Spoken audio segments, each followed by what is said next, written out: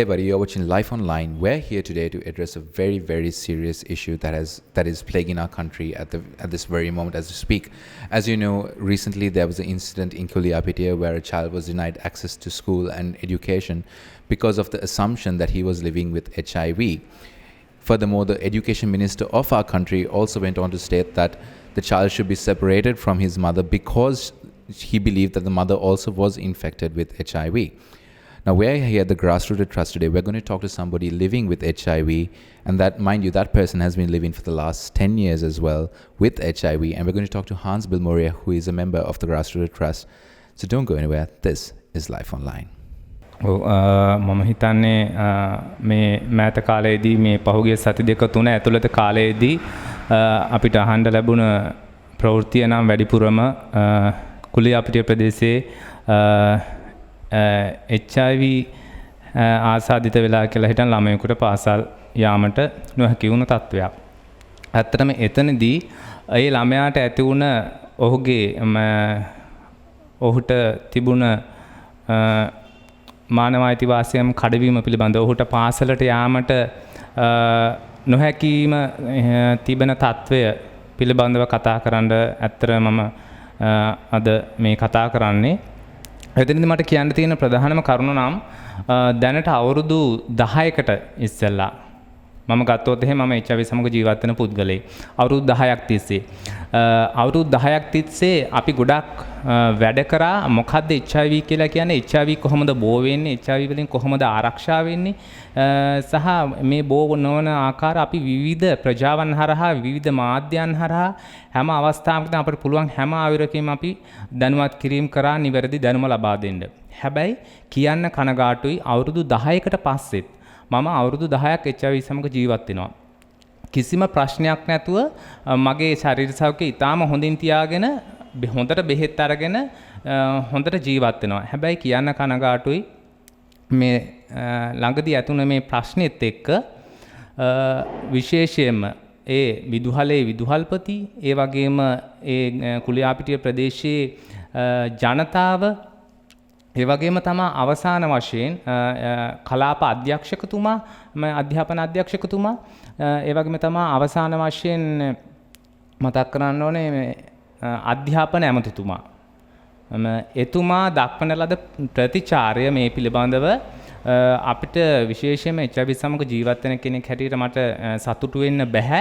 සහ ඇත්තටම මම දැක්කේ අපේ රටේ අධ්‍යාපන ඇමති හැටියට ඒ වගේ ප්‍රකාශයක් කරද්දී විශේෂයෙන්ම ළමයාගේ වගේම ඒ කාන්තාවගෙත් මානව අයිතිවාසිකම් කඩ වෙලා තියෙනවා. මට දැනුණ ආකාරයට සහ මම ඒ වීඩියෝ එක දැක්ක විදිහට ඒ ළමයාට වෙනම ඉස්කෝලයක් හොයලා දෙනවා කියලා හිතන් තියෙනවා. ඒ වගේම තමයි ඒ කාන්තාවට HIV කියලා තියෙනවා. හැබැයි එහෙම කිසිම කෙනෙකුට HIV තියෙනවද කියලා කියන්න කොහොමද දැනගත්තේ සහ අනිත් එක තමයි එහෙම කිසිම කෙනෙකුට අයිතියක් නැහැ එහෙම කතා කරන්න තව එක්කෙනෙකුට HIV තියෙනවා කියලා. ඒක ඇත්තටම මානව අයිතිවාසිකම් උල්ලංඝනය කිරීමක්. ඒ කාන්තාවට මේ අවස්ථාවේදී එහෙම කියපු එක මං හිතන්නේ මං HIV සමග ජීවත් වෙන කෙනෙක් හැටියටත් ඒක කියන්න ඕනේ. ඒක වැරදි සහගත ප්‍රකාශයක්. මොකද උදාහරණයක් හැටියට මට HIV තියෙනවා කියලා මට විතරයි කියන්න පුළුවන්. තව එක්කෙනෙකුට එහෙම එළියට ගිහිල්ලා කතා කරන්න බෑ තව කෙනෙක් ගැන. ඒක නිසා මේ වගේම තමයි මේ ළමයාට ඇති වෙලා තියෙන තත්ත්වයන් මේ වන අවස්ථාවේදී ළමයා කොයිතරම් මානසික පීඩනයට ලක් වෙලාද, ඒ වගේ මේ කාන්තාව කොයිතරම් මානසික පීඩනයට ලක් වෙලා ඉන්නවද කියන එක. පාසල විතරක් නෙමෙයි දැන් වෙනත් ඉස්කෝලයකට ඒ ළමයාව මාරු කරන්න දානවා. එතකොට ප්‍රශ්නේ විසඳෙනවද? අනිත් එක තමයි මේ ළමයා HIV සමග ජීවත් වන්නේ කියලා හිතන් තහවුරු කරලා නැහැ වාද්‍ය වාර්තාවලින්. ඉතින් මේ වගේ දේවල් අපි දිනපතාම දැනුවත් කිරීම කොච්චර කරත් අපේ රටේ අපි මේක හැමතිස්සෙම ප්‍රශ්න කරන දෙයක් තමයි අපි අවුරුදු 10ක් තිස්සේ කරන අරගලය තමයි අපේ කොහොමද HIV AIDS පිළිබඳව අපේ තරුණ තරුණියන්ට දැනුවත් වෙන්නේ ඉස්කෝල් කාලයේ ඉඳලම.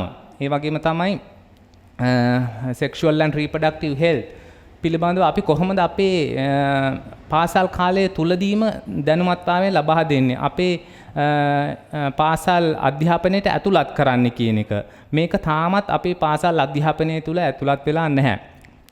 කනගාටුව තියෙන කරුණ නම් අපේ අධ්‍යාපන ඇමතිම මේ වගේ නොදෙනුවත් භාවයක ඉන්න එක. ඉතින් පොඩ්ඩක් උදාහරණයට අරගෙන බලන්න මේ වගේ දේවල් අධ්‍යාපන ඇමති කෙනෙක් කතා කරනවා නම් විශේෂයෙන්ම පිට රටක දැන් මේ ප්‍රශ්න පිළිබඳ මුළු රට පුරාම ගිහින් තියෙනවා. එතකොට මොනවද අපේ රට ගැන හිතන්නේ? පිටට කට්ටිය ඇහුවොත් එහෙම බැලුවොත් එහෙම අපේ රටේ අධ්‍යාපන ඇමතිට මේ වගේ දෙයක්වත් දැනුමක් නැහැ නේද කියලා හිතන්. මට කියන්න තියෙන්නේ ඉතින් ඇත්තටම පොතපතේ දැනුමක් විතරයි මට හිතෙන්නේ එයාලට තියෙන්නේ මේ පිළිබඳව කිසිම දැනුමක් නැහැ. ඉතින් අපි ඉස්සරහට වැඩ කරද්දී අපි මේ රටේ ප්‍රතිපත්ති හදනවා නම් අපි කොහොමද මේ වගේ ඇමති කට්ටියත් එක්ක ප්‍රතිපත්ති සකස් කරන්නේ? ඒ වගේම තමයි මේ එයාලට විශේෂයෙන්ම පාසලේ විදුහල්පතිගෙන් එතකොට වෙනත් ඉස්කෝල තෝරා ගැනීම නෙමෙයි මෙතන තියෙන ප්‍රශ්නේ තියෙන්නේ. අනිත් එක තමයි මේ ළමයාට HIV නැහැ. එතකොට ඔබ හිතන්න බලන්න පුළුවන් නම් පොඩ්ඩක් අරගෙන හොඳයි මේ අවස්ථාවේ HIV සමග ජීවත් වෙන පුද්ගලයෙකුටම ඇති වුණා නම් කොයිතරම් වේදනාවක්ද? මොකද මට මේ ප්‍රශ්නේ කනට ඇහුණ දවසේ ඉඳලා මම ඇත්තටම පුදුම වේදනාවකින් ඉන්නේ. මං වගේම තමයි තවත් HIV සමග ජීවත් වෙන කට්ටිය ගොඩක් වේදනාවකින් ඉන්නේ. මොකද මේ තරම් මිනිස්සුන්ට කියන්නේ අපි අර උදාහරණයක් කියන ඇත්තටම මනුස්සකමක් නේද? අපිට දැනුම නෙමෙයි මෙතන බලපාන ගොඩක් දුරට ආකල්ප කියලා මගේ හිතෙන්නේ. මොකද කොච්චර සමහර වෙලාවට දැනගත්තත් මිනිස්සු හැමතිස්සෙම තව එක්කෙනෙක්ව පා ගන්න හදාන්නේ. ඉතින් අපේ රටේ ඉන්න ඉහළ තල මේ අධ්‍යාපන ඇමතිතුමා පවා මේ වගේ දෙයක් කරනවා නම් මං හිතන්නේ ඒක සම්පූර්ණ වැරදි කියාවක්. අනිත් එක තමයි এডুকেෂන් මිනිස්ට්‍රි එකේදී දාලා තියෙන දේ තමයි අර දැක්ක මාතෘකාව තමයි අර ළඟම ඉස්කෝලේ තමයි ඕනම ළමයෙකුට සුදුසු කියලා හිටන්. ඒක තමයි වෙබ්සයිට් එකේ දාලා තියෙන්නේ. හැබැයි ඉතින් දැන් මේ ළමයාට පුළුවන් තරම් ඈතින් හොයලා දෙනවා. හැබැයි මම හිතන්නේ ඒක විසඳුම නෙමෙයි. ඉතින් මම ඉල්ලන්නේ මේ පිළිබඳව ජනාධිපතිතුමා අගමැතිතුමා මේ පිළිබඳව වඩා සැලකිලිමත් වෙන්න ඕනේ. මේ වගේ කට්ටියන්ට ජීවත් වෙන්න අයිතියක් තියෙනවා. අපි හැමතිස්සෙම අපි හැමෝම මැරෙන මිනිස්සු කියලා හිතන් ජීවත් වෙනවා නම් මං හිතන්නේ අපිට ඉස්සරහ හදාගන්න පුළුවන්කම තියෙනවා. Just picking up where the person living with HIV who was just talking about the rights of a person living with HIV and how a person living with HIV can do that now. You know, the problem we have here is that when statements are made of the nature that were made, saying that a mother can infect a child on a bed, or that it is possible to contract HIV in this casual manner. I mean, these are very irresponsible statements to make. I mean, we are living at a time where AIDS is not a death sentence. That AIDS Maranthika Katava is from the 1980s. I mean, people are living more effective lives, productive lives as citizens of this country. Treatment is free from the government. I mean, if you want to know more about HIV, there are government websites, aidscontrol.gov.lk. We wish that the education minister actually visited the website or even just Googled HIV before he made the statements that he made. And the other thing that we really need to look at in terms of what has happened in Kuliyapitiya with this kid and with this mom is the fact that whatever HIV prevention and whatever HIV awareness has been done so far is found wanting. I think we need to really get back to the drawing board and take a look at what kind of efforts, what kind of strategies, what kind of approaches for HIV prevention we need in this country. And actually, you know, it's a no-brainer. We need to teach them in schools. We need to teach HIV prevention in schools. In 2015, according to the National HIV program, 23 kids contracted HIV. In 2014, 22 kids contracted HIV. So our system is broken. We are failing our children. So Minister of Education, the powers that be, all those stakeholders, UNESCO, UNICEF, UNFPA, all the civil society organizations working on sexual and reproductive rights, and it's time to stop talking about the need for programs in schools and do it. And this irrational fear that somehow if you tell kids in schools it will somehow exacerbate promiscuity, I mean that's nonsense. Kids have information online, kids have information on the internet, kids have information from their peers. They are going to get that information anyway. There's a noise of information out there. What we need to do is make sure that we have a sensible approach in the classroom to balance all that out.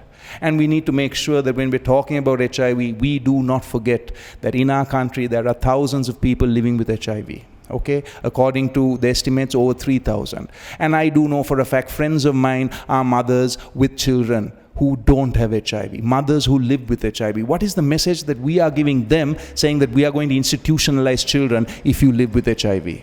So we really need to go back to the drawing board and think really hard about what we want to do in terms of HIV prevention, HIV awareness, and education. And that's all we have for you today, ladies and gentlemen. Thank you so much for watching. Please, please spread the word. HIV is a chronic manageable condition, and you can definitely spread the word. Thank you so much again. I'm Rehan, signing out for Life Online.